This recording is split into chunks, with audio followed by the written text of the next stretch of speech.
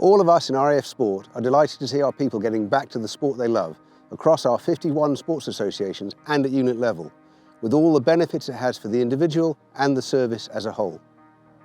Of course, we're fully aware that COVID is still with us, so we are ensuring we can do all that we can to make sure we're as safe as we can be on and off the field of play. Much of our sport is enhanced hugely by charitable support and sponsorship, which allows everyone to succeed at each and every level, from those who have gone from couch to 5K to our elites, including our current Olympian, Liam Sanford, who is part of Team GB Hockey in Japan.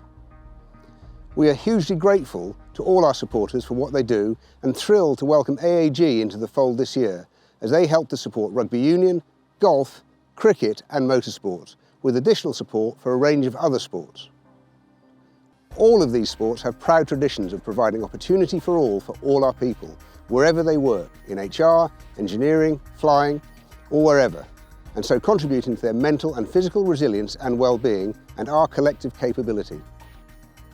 We look forward to working with AAG and all in driving towards the RAF Sport vision of recognised, resourced, rewarding sport for all in the delivery of air and space power by the whole force. Thank you.